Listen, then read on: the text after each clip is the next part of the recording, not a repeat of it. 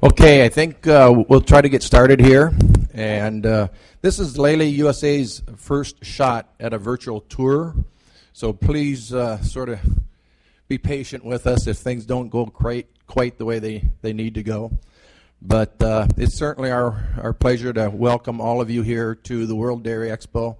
And for the next 45 minutes or so, we're going to talk about the Nor-Bert farms.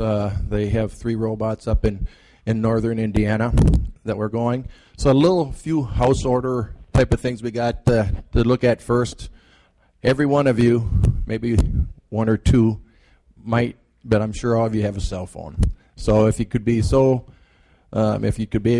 to shut the cell phone off or put it on quiet or something like that for the neighbor next to you, we'd certainly appreciate it. The protocol, the way we're going to go through this little thing, we're going to talk a little bit about the Nor-Bert farm up front, then we're going to show the video, and then we're going to open up to some questions at the end. So we hope to have about 15 to 30 minutes or so of questions that you might have. So if you can sort of jot them down, keep them in the forefront or the back of your brain, and just let us know what the questions are. We'll have time for that at the end for sure. Again, we're certainly honored to host this portion of the virtual tours with Nor-Bert Farms. They have a 3-robot facility up in northern Indiana. And just to give us a little flavor, a little feel about it, how many people in here have actually seen a robot working? Not in the show, but actually working on a farm. Great, so it looks about 35% or so. So what that means is that we can tell them anything and they'll believe us. So a little bit about Lely, and really today is all about Nor-Bert Farms. It's not an advertise or anything for Lely, but Lely USA, Lely started nearly 60 years ago in Holland. And I just want to put a little plug in there about Lely. We have a new manufacturing plant that's going to be starting to manufacture robots here later on in the fourth quarter of 2011. So all of the robots that will be manufactured for the United States as well as Canada at some point is going to be manufactured in Pella, Iowa. So we're sort of excited about that. And that's really all you're going to hear about Lely USA. So with that, I also think it would be proper for us. We have some special people in here, the ones that helped sort of design the layout, certainly did all the installation work, and are doing the service work with the Nor-Bert Farms, is Les Cabe from Illinois and Indiana. And Les, if you can raise your hand, he's right up here a little bit. He's the president and owner of Cabe Inc., and then the dairy manager, the manager of the Indiana shop in Indiana that sort of took care of the Nor-Bert Farms is Craig Kuhn. Craig, if you can. And then Mike, I think Mike's here. Mike does a lot of the service work and works very closely with Nor-Bert's whenever needed to be. So, and there's other Cabe people here as well. If you could just raise your hand. So, a job well done. Thank you very much for everything that you've done with the farm. So I'm going to sort of sit down and be quiet for a while. And here today, the Nor-Bert Farms is at large, and I don't want to get into any of your thunder, but with us today we have Monty and Jennifer Freeman, and they're associated with Nor-Bert Farms, as well as Jeremy Dankert. And I think what I will do at this time, with no further ado, I'm going to introduce Jennifer, and she can sort of introduce the rest of the family and give us a little preview of what we're going to see before the video actually starts. Thank you, Jennifer.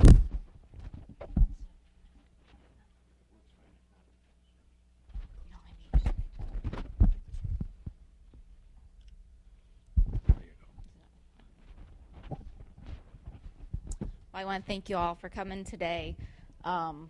This is a multi-generational farm, and back home we have my grandpa, who is 87 years old. Jeremy, my brother, is here. My dad, Roger, my mom, Dylan, Dalton, and Brianna are my children, and they're also here in the audience with us, and my husband, Monty, and our big white dog, Max. So right now they're at home taking care of everything for us, and so that we can be here and enjoy in this event.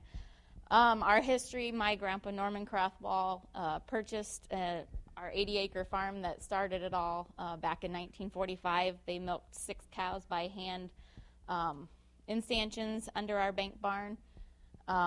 Just continually expanded over the years. In 1969, we put in a double 7 herringbone milking parlor, which was our parlor that we used up until we transitioned to the robots in August of 2010. Back in the spring of 2010, we made a decision that robotic milking was the right fit for us, and we started in on that venture, and we broke ground on June the 1st for that, and we began August 10th. So that's just kind of a snapshot of the history of where we've been. And I'm going to turn this over to Jeremy to handle just kind of a scenario of our farm size and the cows and all that good stuff.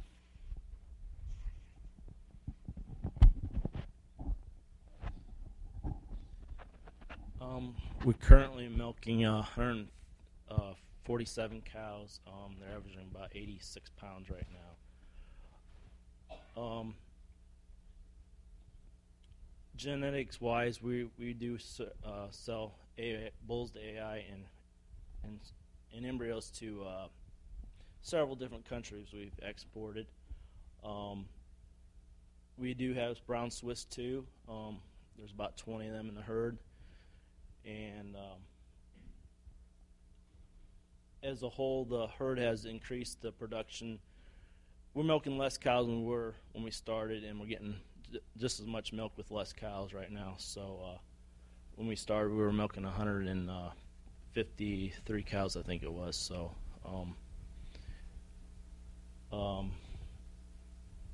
other than that, I guess I'll turn it over to Mara.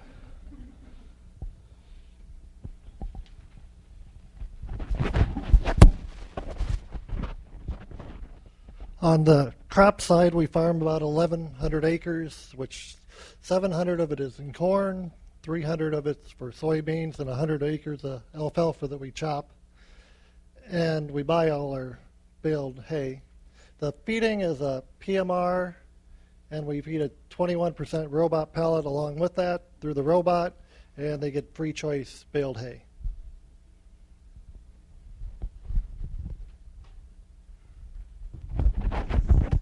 Why robots?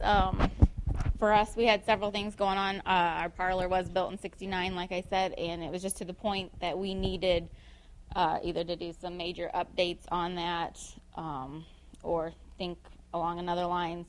And we also, with our labor force, Grandpa, he works every day, and he was just to the point. The mind still wants to, the body couldn't, but we still wanted to milk cows, and we decided we did not want to hire outside labor other than some seasonal help that we do hire for our crop work. And so we got to looking into the robots, got pretty interested in that, spent about 3 years researching our options, and decided then in the end that that was indeed what we wanted to do. And I kind of already touched on those dates. We purchased the 3 robots on April 9th, and we broke ground on June 1st. We are a retrofit operation, so we used everything that we possibly could in our operation. Basically, all we did was add a building onto the side of another building, which was under an enclosed barnyard, and that's where our 3 robots sit. And then we did begin milking on August the 10th.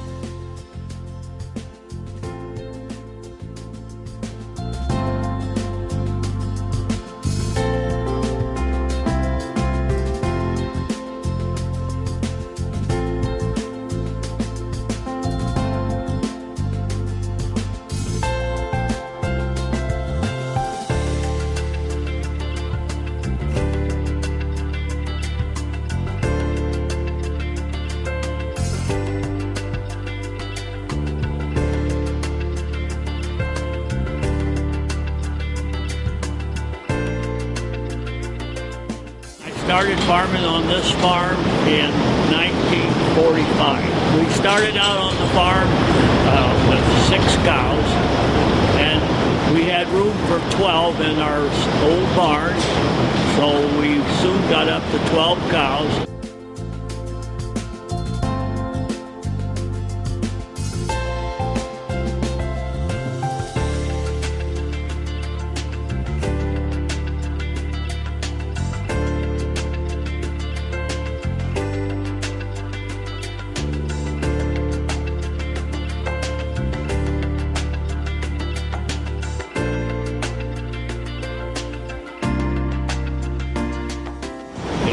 I've always milked cows. My dad, Norman, has done his share of work in his day. He still shows up every morning at 87 in Scrick's barnyard. Without fail, he will be here. We used to get up at 2 o'clock in the morning to milk our cows here. The reason I started to do that is on account of I always hauled milk. And when I was alone here by myself, just my wife and I had to milk the cows and run the milk route, do my chores, and plant the corn. So I was pretty busy.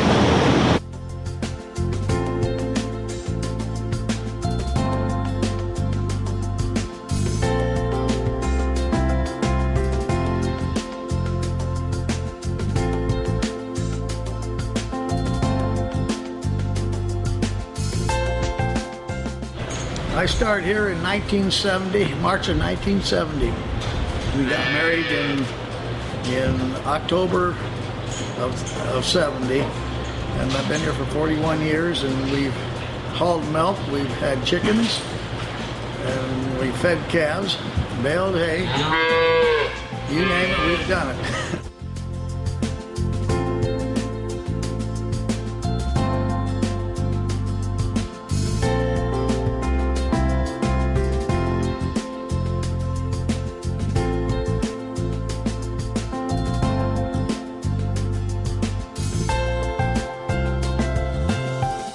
Nor-Bert Farms got its name from my grandpa and my grandma. My grandpa is Norman, obviously, and my grandma, she was involved in the operation as well up until when she died back in 1995, and her name is Bertha, so we have Nor-Bert Farms. They started out milking 6 cows by hand in stanchions under the barn.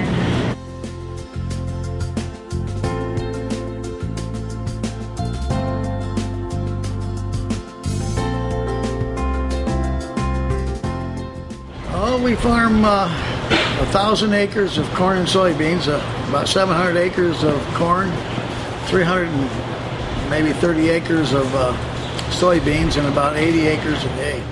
And we've probably got about maybe 170 milk cows.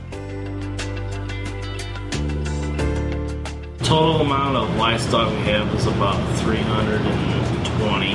Consists of the milk cows and the heifers and the baby calves. Rolling herd average is 27,900, averaging right about 90 pounds of milk on about 3.1 milkings a day. In 2000, a coverall hoop barn was constructed, which was used for our calves, our baby calves. We had indoor hutches then, so no longer needed the outside hutches. And it's really nice in the winter to be inside feeding the calves. No frozen waters.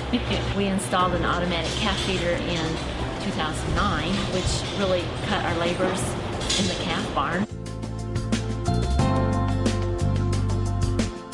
About, 14, 15 years ago, they went to the Netherlands, and Roger came home all excited and thinks we ought to put in robots.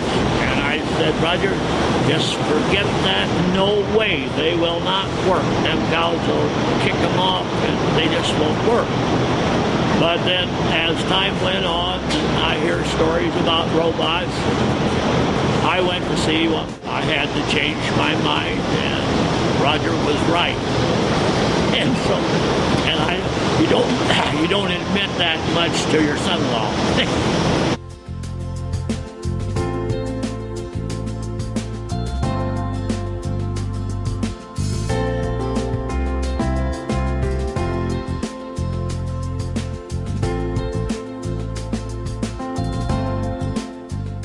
In 1969, we built the parlor that was used up until the robots went into operation in August of 2010.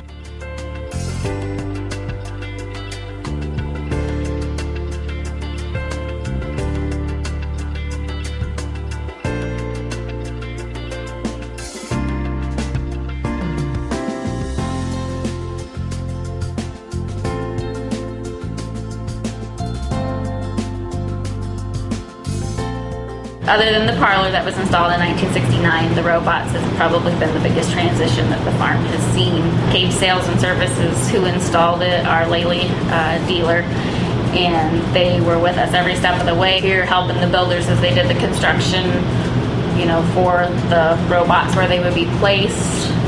And then they also brought in a crew that helped us during the first week for startup. It was a lot of hard work, but it's really paid off in the end. The biggest reason that we chose Lely is just their track record. That is one of their specialties, is the robotic milking and the service that they had behind it. Not just our local service person, but Lely in general. They have, any problems we've had, they have addressed quickly.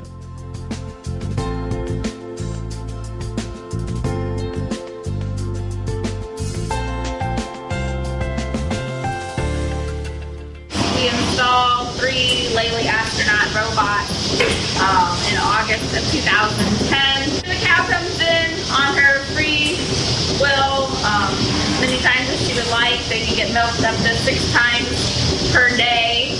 They have to be expected to give at least 16 pounds in order to be milked, otherwise she is kicked out. If they are eligible to milk, they come in. The platform that they're standing on is the scales, and when so much weight from the cow is on the scales, she continues on in and the back gate starts to swing shut. It immediately recognizes her from the collar that she has on her neck. She has a transponder, and she is fed the candy, so to speak, which draws them here. The brushes will come in, brush her, clean her, they come back out. We do 2 brushings here on our farm. It'll get sprayed with a peroxide solution, and then it will go back in, do that last brushing, and that last brushing, after it's brushed it sprays air to help dry the teeth. Once that's done, the brushes swing back out, the lasers come on, identify the teeth, and begin to attach the teeth cups to the teeth. After each quarter is milked, they drop off to prevent over milking of the other quarters. And when she's finished, she leaves then, and if for some reason she's finishing feed or whatever, it'll give her a nice little nudge to remind her she needs to leave so we don't disrupt the rest of the cow flow with the robot. We were either going to have to hire help or do something else, and this way we could still be in the business and have more flexibility and time to do other things as opposed to milking. It really helps on your time. I mean, I don't have to get up very early now. And the cows are stress-free, which is nice. It's give us more flexibility what we can do now. A long ways from when I milked 12 cows with a robot.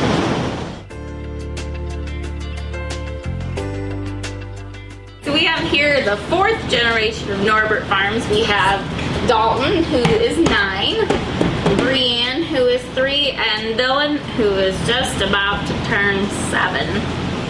And they all really enjoy their time here on the farm.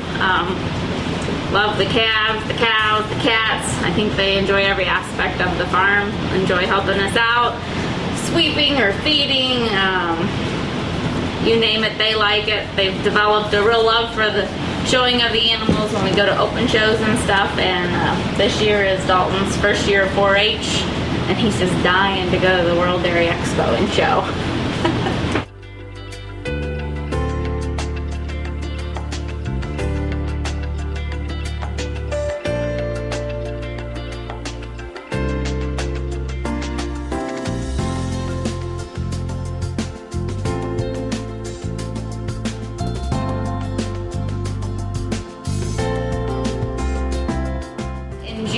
hosted the June Dairy Month brunch on the farm for the American Dairy Association of Indiana and the Dairy Nutrition Council to educate the public of what the dairy farmer does, the products that we produce, and the safety.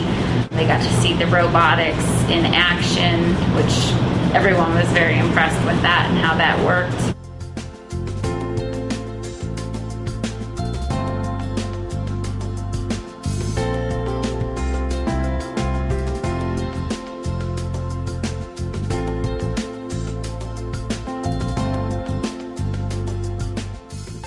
I like what I ended up doing. You know, I like what I'm doing all my life. You know, I like a lot of farmers. A lot of them don't like milking cows, but I've always liked it. You know, that's the end of my story. So I'll keep quiet. And if anybody else want my chair, who do you want to interview next?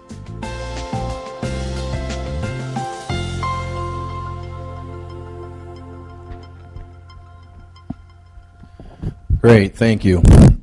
And I think at this time, about a little over a year ago, we've been keeping our eye on, at Lely USA, we've been watching these virtual tours, so we sort of wanted to be a part of it and find a robot dairy that we were working with out there that would sort of come in and tell their story. And the first one that came to our minds were Nor-Bert farms because of the cow background, the fact that Jeremy's had multiple embryo sales. He's actually shown cattle here at Expo. It's largely a purebred dairy herd, so it's sort of a natural for us to pick them. And they did a wonderful job, I think, on the video, and I think we all should give them a big round of applause for a job well done.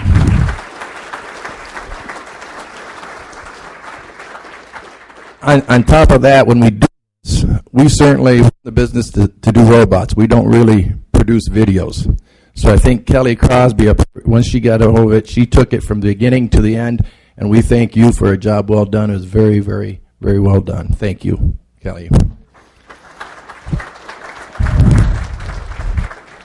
So at this time, I'm going to invite Jeremy and Jennifer and Monty on up here, and we're going to go back and forth a little bit.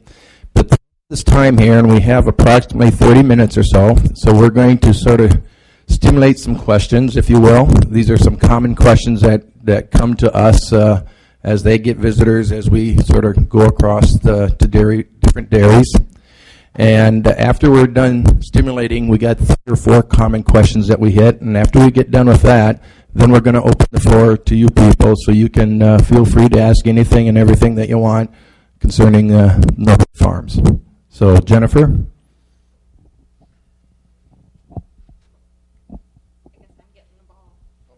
Whoops, are we working here? All right, I guess I'm going to get the ball rolling here. We've just generated some questions, like Rick said. How has overall production increased at the farm? It just varies every day depending on how many cows you have coming in. But this winter, we were averaging 3.5 visits a day and running right at 93, 94 pounds consistently. The heat now has taken its toll on us, just like I'm sure a lot of you. And we're running in the 85-pound range. We also allow our cows to go out to pasture, which was a little bit of a challenge for us, but we have made it work. So when we let them out, our visits typically go down. So this summer we ran about 3 visits a day. But like Jeremy said, we started out with 153 cows, and we're now milking in the 140s and shipping the same amount of milk. So it's definitely increased with the less cows. How long does it take for a new cow to adjust? And I'm not talking the initial startup process, but like as we get a new heifer that's freshened in, or if we would purchase a cow from outside. It really depends on the cow. Some of them will just take off with it, and within 3, 4, 5 days they've got it. Some of them, it takes them a little bit longer. It could take up to 2 weeks. So it really depends on the cow. And I think Rick's got some questions he's going to answer now. Well, a couple of common questions that we always hit or get hit with out there is, how long does it take to transition into robotic milking? And it's somewhat of a loaded question. Like Jennifer had said before, when you have a first calf heifer, that's the training process that normally happens. When you're transitioning from a tie-stall barn or a parlor setup from a conventional dairy into the robotics, it's sort of a transition of what we always call is like 3 days, 3 weeks, 3 months, and then give us the rest of that lactation. So like in the first 3 days, rather than pushing cows into the stall, you're sort of encouraging them in. So it's a little bit of a benchmark. The guys usually get a smile on their face and they move forward. And then in about 2 to 3 weeks, you get another smile on their face, because about 75% of the cows in the free flow world that we work with at Nor-Bert Farms, about 75% of those cows will be going through the robot on their own. So then that's another sort of a benchmark that sort of, hey, this is working and things are going the right direction. It's those last 25% of the cows where you need to be patient. And it's those last 25 or so percent of the cows that are sort of goofy cows that you think, will they ever adapt or will they not? And what we encourage people, just be patient from 3 weeks to about 3 months or so, 2 to 3 months. All of a sudden, for whatever the reason, the light turns on and those cows start going into the robot as well for the most part. So you go 3 days, 3 weeks, and 3 months, but you truly don't become a full-time robot user until the vast majority of your cows have calved, have freshened, and they come back into the robot herd the second go around. And then they adapt real quickly, and those are cows that they're currently working with right now that I would assume that you guys would agree that those cows adapt to the robots extremely fast. The next question that we usually get cornered with a lot is, how many cows can a robot handle? And the real simple, easy question or answer to that is 60 cows. But the fact of the matter is, depending upon your management style and what your feeding regime and the whole management style, if you use 70 to 75 pounds of milk as an average, anything less than that, so if you're in that 55, 60, 65, 70 pound range, you can probably get up to that 65, 66, 67 cows. And we're talking, majority of these would be Holsteins, but the same thing would hold true with any of the color breeds as well in production-wise. All right, and then if you're in that 85, 90, mid-90s, up in that higher producing area, realistically, you're probably going to be somewhere in that 55, 57, maybe 60, 61 cows. So the short, simple answer to the question is 60, but there is a pretty good deviation if you want to look at it. So we sort of tried to get the ball rolling as far as questions are concerned. I guess we will open the floor up out there to any questions that might be there, and we'll try hard to listen and understand. Anybody have any questions? Yes. Question is, how do we keep robots clean?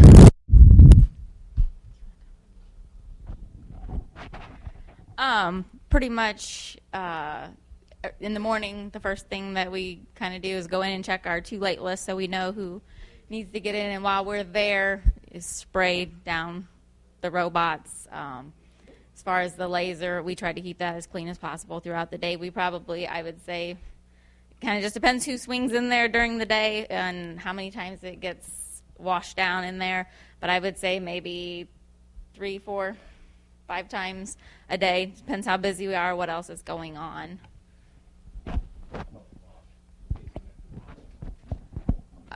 As far as the wash, our robots wash twice a day. It's fully automated. We do not need to be there for them to wash. It shuts down. It takes care of everything, changes everything over for us. Ours are set up at 11:30 in the morning and then at midnight. Is that okay? Great question. Thank you. Anything else out there? Don't be bashful. Yes? You talk about the transition time. What are you doing with those cows that don't go through? You're milking them the old way? Okay. Question was the transition time. How about those cows that don't go through? Do we milk them the old way? Jeremy, you've had personal experience with this one.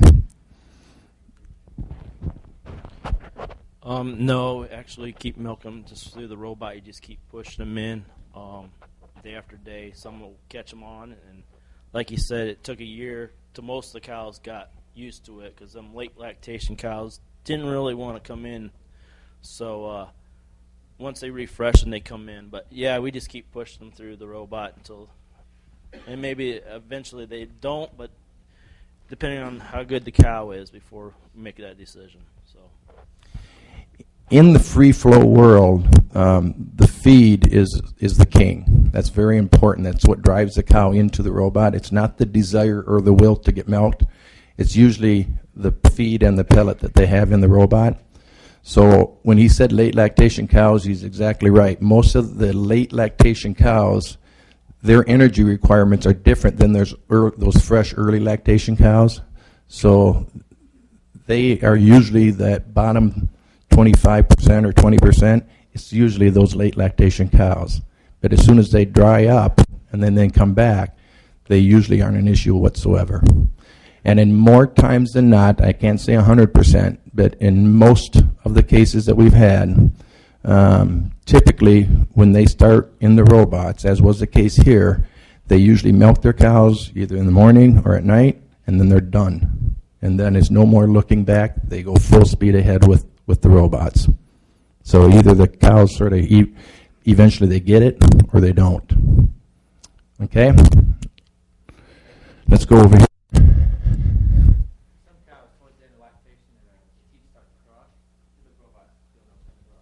Okay, question was, some cows, when they calve or they have teeth that cross that growth, and how do we take care of them?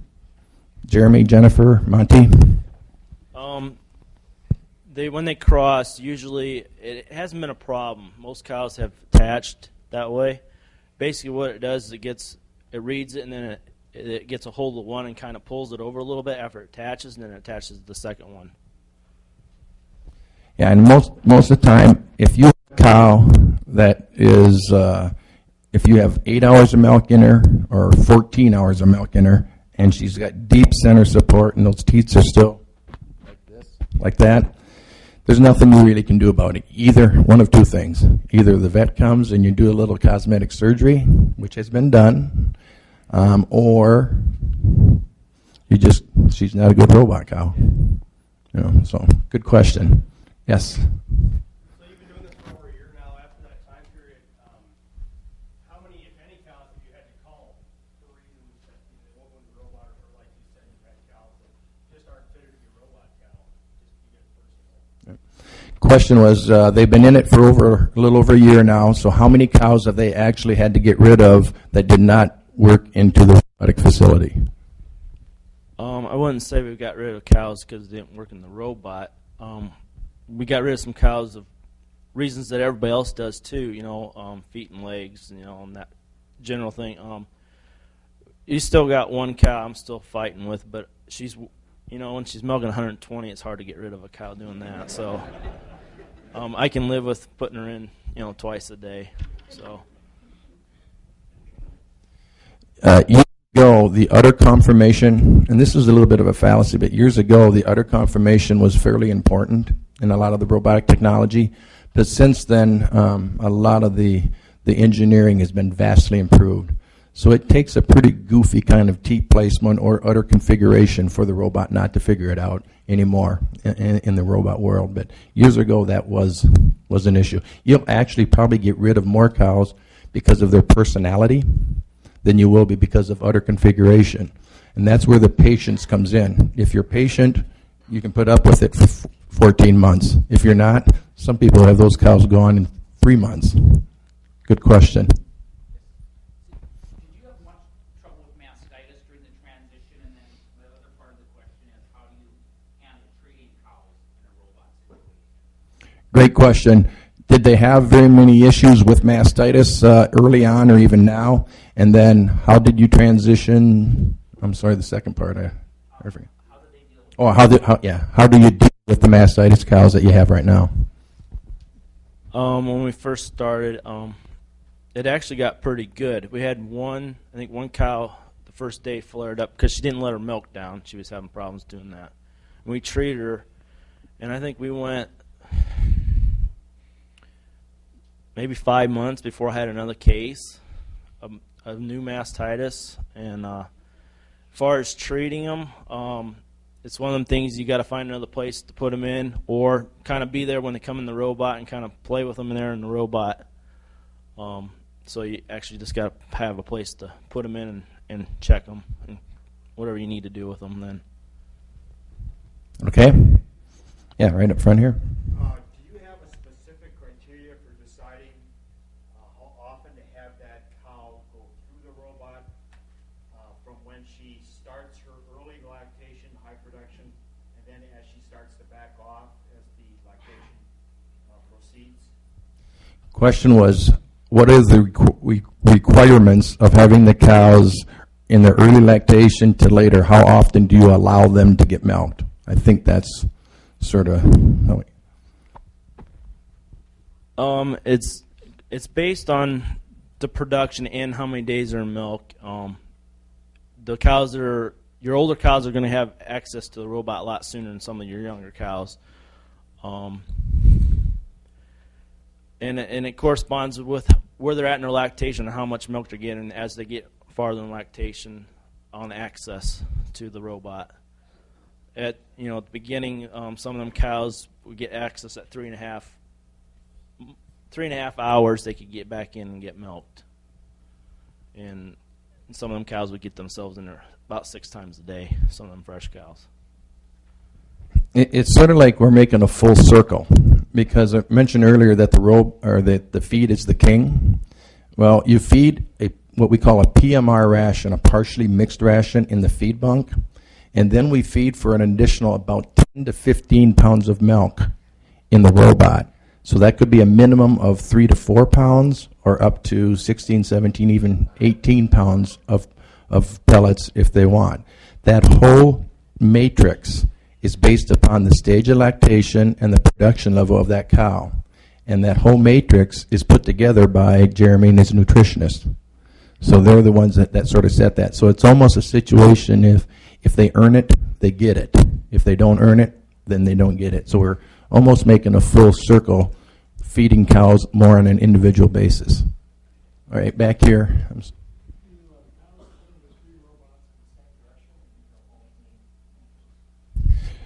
Do cows come in the robots in different directions, or do they use different, and in their particular setup, they have all same-sided robots. So maybe, and Jeremy's a heck of a good cow person, so I suppose he knows exactly what robot every cow goes into. There's certain cows that only use one particular robot, and then there's certain cows that will use any of them that are open. I guess it's some, like I said, some set their patterns and they like that. Some get used to where they were trained and they're comfortable doing that, and the rest of them doesn't really care where they go as long as there's an open space. They'll go.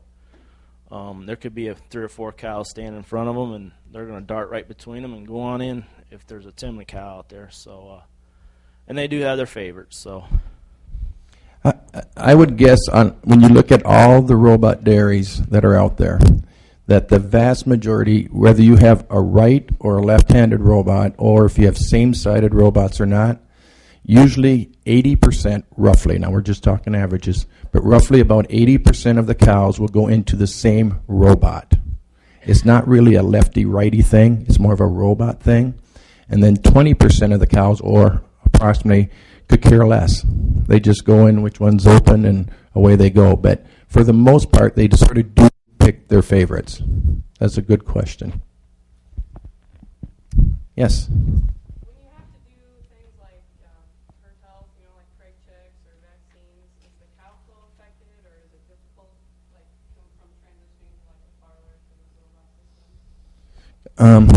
That's another great question. The question is, okay, how do you handle herd health checks, anything outside of the norm? How do you handle the cows, and based upon how you handle them, how does that affect the day-to-day routine or the throughput on the robots that day?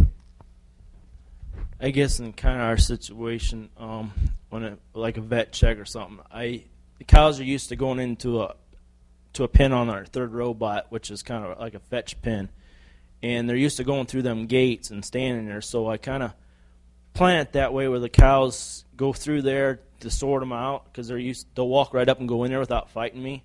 so I can sort them out of that pin into the pin right beside them then. So, and what was this? No, usually it don't. They usually, for instance, we had a hoof trimmer here not too long ago, and I had some cows pinned up, and they walked out and went around the corner and went right in the robot. It was like nothing to it. So, is that okay? Most of the places they do have a special needs place or an area to take care of that. Might add, one of the things that some of you probably do in a conventional dairy right now, but one of the things that you might not do that you really have to do in the robot world is singeing the udders or clipping the udders.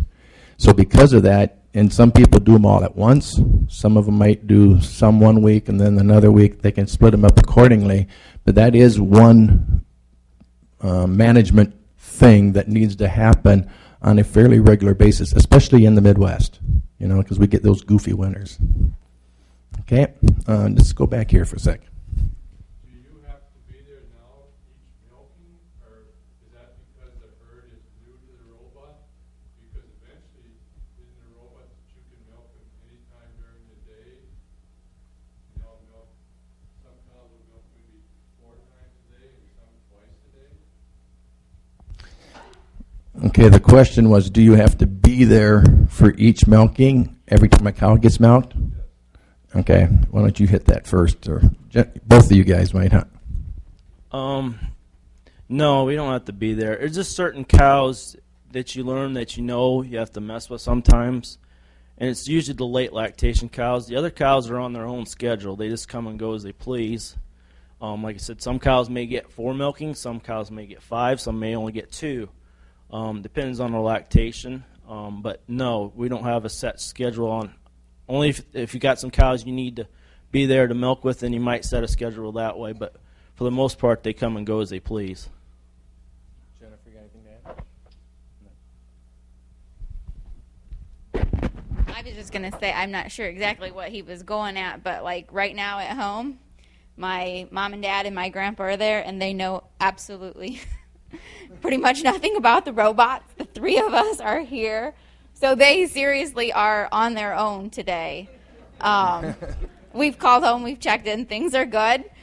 So I don't know what exactly his question was aimed at. But I think, to get back to you, again, I forgot. Some of you have not seen robots before.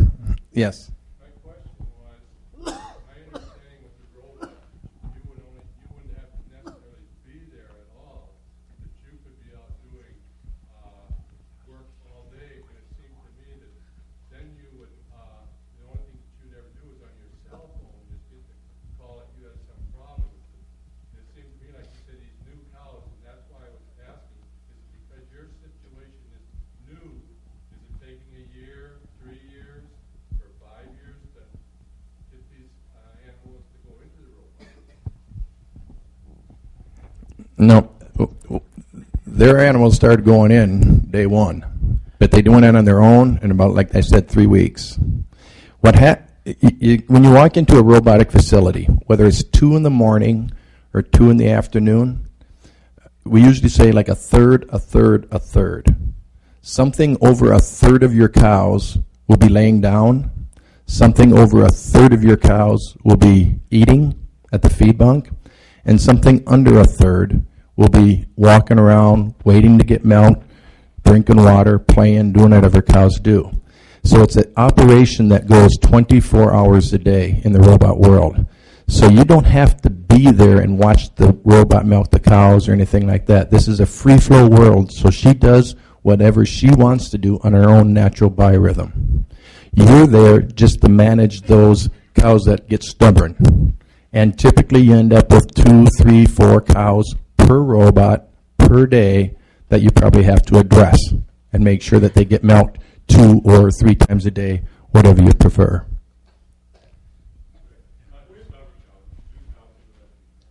Yeah, and new cows, your first calf heifers, certainly it takes time to train them, those 2 or 3 days or so. A follow-up to the question, when does your day start, when does your day stop, and do the tails need to be also clipped? Day start, stop, and when do the tails have to be? do the tails have to be clipped? The day start normally for us is about 6:30, and just go out and do the checking around. And if there's any cows that need to be addressed, we do it then. And then kind of just through the day, just go in and out of there. Like if you have a fresh cow and you got to address that, obviously you're going to spend some time doing that, because when they freshen, you have to reprogram them every time they refresh and to set the udder parameters, because they change from calf to calf. So some days you might spend a little more time out there than you do other days, and some days you may not spend hardly any time. And as far as the tails go, at first I would say you need to trim them, but as cows get used to things, the tails usually don't cause too many problems. Good. Yeah, okay, up here. These robotic milking units are there in the United States today, and do you have any sense of what percentage change that might be from, say, a year or two ago? How many robots around today, and where is it? How does it vary from a couple years ago? Currently, and I can just speak on Lely's behalf on this one, but we have something over 12,000 robots milking worldwide. And how that's broken down into the region, it's such a moving target, it's even hard, but I know we're going to have a lot more robots by the end of the year than what we have right now. But typically, or right now, globally, well, we're a little over 12,000 robots. Growth-wise, at the marketing level that we're at, Lely made a serious they got into the United States about 5-6 years ago to develop a distribution network, and the market growth now is very early on. So it's the growth is going. You don't grow by single digits; it's usually double-digit growth at this stage, and we would anticipate that. Well, in Western Europe, about 60 to 70% of all new robotic installations, or of all new dairy installations, are robots. And there's pockets, over 60 to 70% of all new installations in Western Europe are robotics. Okay? And there are areas in the Midwest, where we're at right now, that have that kind of percentage. So it's growing rapidly in certain areas. What about maintenance? Is it stuff the dairyman can do himself, and is there a lot, or do you have to have a service technician come out? What about maintenance? Is it a lot, and do we have to have service technicians that come out? As far as maintenance, we have a quarterly maintenance that we do every quarter, and that is by our service technician, Mike. Thank you very much. And we do have stuff that, I don't know, somehow I have ended up involved in that a lot. I'm not sure how I got that job. We change out like our own liners for each of the units, and the strings, the cords that, retract the teat cups in. That is one of the maintenance items that we also take care of. Checking the hoses for holes, we also do that. I guess my question was the robot itself, is there much maintenance with that? I mean, some of those are just your regular oil change type parts, but I mean, like, is there much maintenance with the robot itself? I mean, That's pretty much all we do. So I guess the answer would be no. In the robot world, you should have. Nothing's mandatory in life, but it really serves the purpose of having a good scheduled maintenance program. So the way this set up with these people is like 7 times throughout the first 2 years, the robots are serviced, and try to be proactive rather than reactive. Okay. Making the robots in the United States, is it going to make them cheaper because we don't have shipping shows so far? Making the in the United States, is it going to be cheaper? In the back of the room, we have the president of Lely, USA. And you answer that.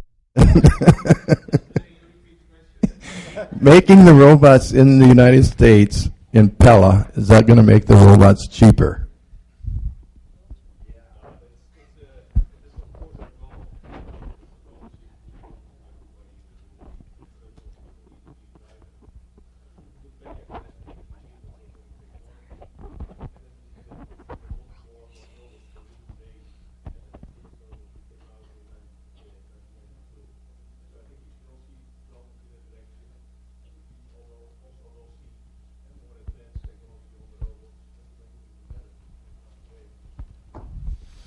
And probably what we will add to that is it's hard to foresee the future. You never know. What we tried to do to make it as economically feasible for a wide variety of people is that the A4 robot, which is what we're showing down in the show, it has a lot more options. So you have the ability to just bring in a bare bones roll. It could be a Chevy or a Ford down here, whatever you want, and then start adding options to get closer and closer to a Cadillac or Mercedes-Benz. So what we've tried to do with this generation robot is to give you more options to pick from, where you can start down here and work your way up. Okay? Jim? What do you guys have for manure? Did you change your manure handling system? Do you have mattresses or sand? Just kind of reproduction. What do you do for reproduction? Is that different? Do you use activity versus synchronization? Has performance changed in that regard? Did everybody hear that question? The manure handling end of it, and then synchronization on the breeding program. Far as the manure handling, we didn't change a whole lot. We scrape into a pit, and we still do that. We just added our robot cleaning water and stuff like that through a pipe into our pit, so it just goes there. And we bed with sawdust, and they got mattresses. And what was the second part? That has activity on it. You can watch that. But I think I see more heats than I ever have since we went to the routine we've had, just because there's just less activity going out there with people running around moving cows and this and that.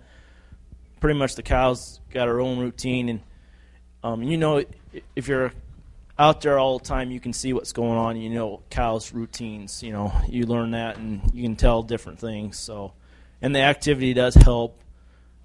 So basically, I still just watch for visual heats a lot of times. So. Okay, I'm told we have time for one more question. So, how come the only ones raising their hand have robots? We have time for two more. So we'll do Doug first.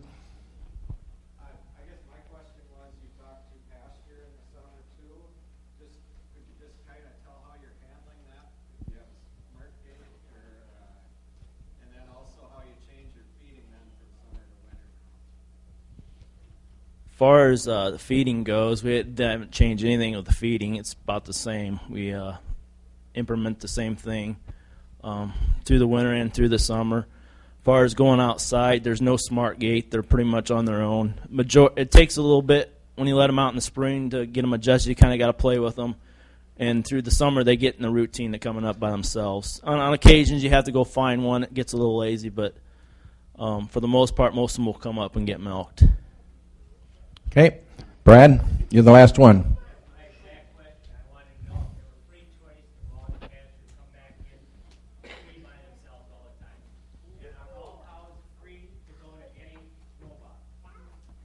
Are all cows free to go to any robot? All the cows, we have what we call a special needs group, which consists of some maybe sore-footed cows or fresh cows, and they're in a pen where they only can use one robot until I turn them out with the rest, but the other cows have access to all three robots. It's kind of a dual-purpose pen on one end of the one robot. There's a one-way gate coming from the one side, and there's a one-way gate coming from the other side, and the cows can mingle in the pen together, but when they come through the robot, it sorts them back to where they're supposed to go. Okay, so on behalf of Lely USA and the Nor-Bert Farms, we like to thank all of you for coming. If there's any additional questions, I'm sure they'll be mingling around out there. Actually, Nor-Bert Farms will be at our booth, well, maybe not at our booth the whole time, but they're going to be here through Saturday. So if you run into them, if you have any questions on the side, feel free to ask. Thank you, guys. And thank you, Rick. We feel honored that you chose us to do this.